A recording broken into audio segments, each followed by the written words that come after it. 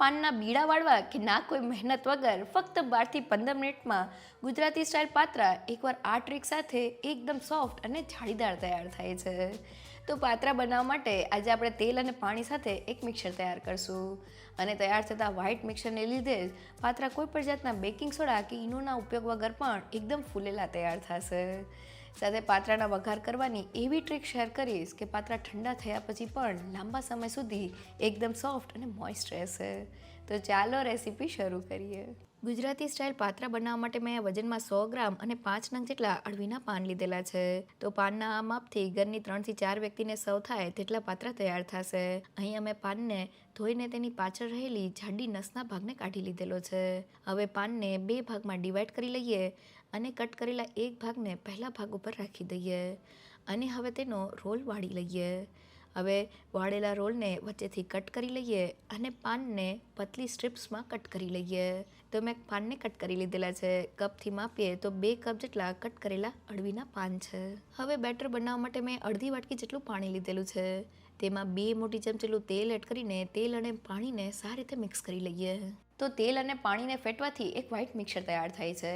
આ વ્હાઇટ મિક્સરને લીધે જ કોઈ પણ જાતના બેકિંગ સોડા એટલે કે ખાવાના સોડા કે ઈનોના ઉપયોગ વગર પણ પાત્રા એકદમ ફૂલેલા તૈયાર થાય છે. અહીંયા બસ આપણે એ વાતનું ખાસ ધ્યાન રાખવાનું છે કે આપણે વધુ પડતો પાણીનો ઉપયોગ નથી કરવાનું, કારણ કે આ પાણી સાથે જ આપણે પાત્રાનું બેટર તૈયાર કરવાનું છે.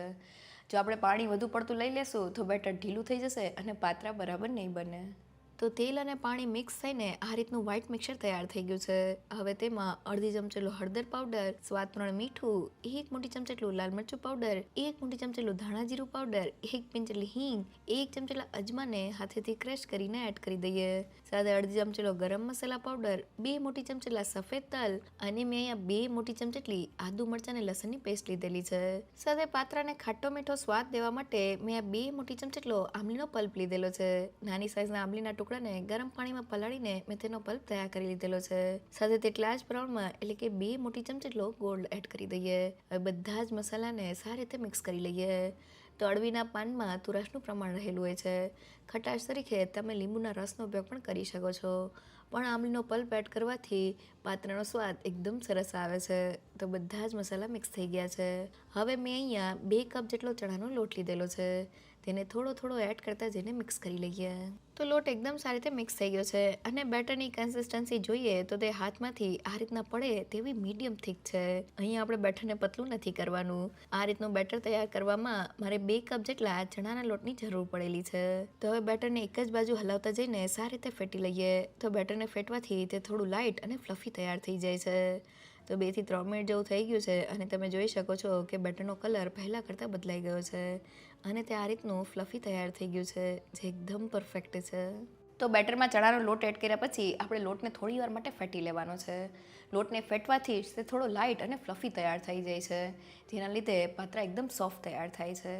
સાથે બેટરની કન્સિસ્ટન્સી આપણે મીડિયમ થીક રાખવાની છે.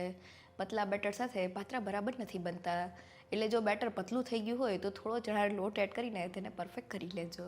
હવે બેટરમાં કટ કરેલા અળવીના પાનને એડ કરીને મિક્સ કરી લઈએ. તો પાન બેટરથી એકદમ સારી રીતે કોટ થઈ ગયા છે અને આપણું આ રીતનું મીડિયમ થીક બેટર તૈયાર થઈ ગયું છે.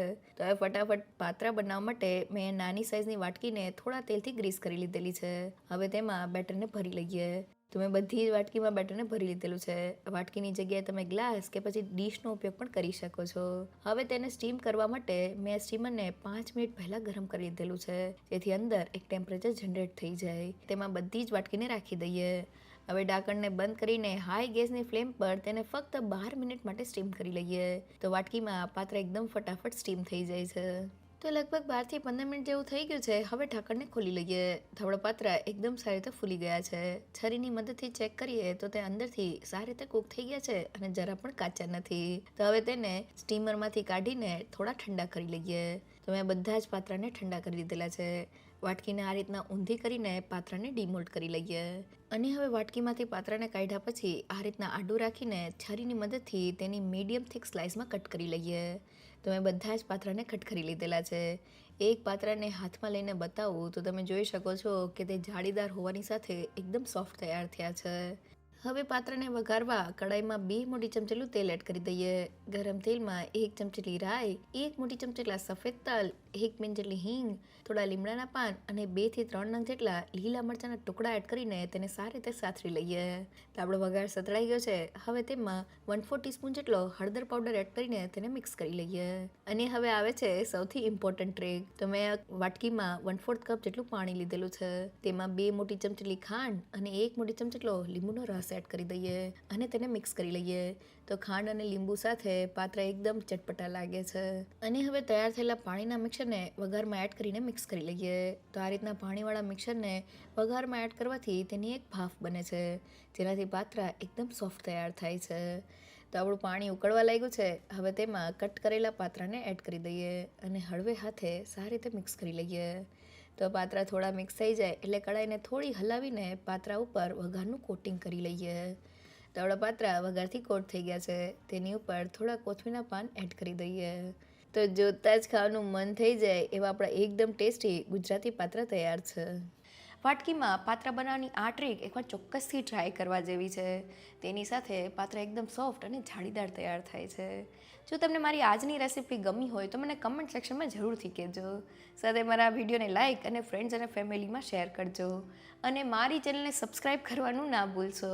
તો ફરી મળીએ એક નવી રેસીપી સાથે.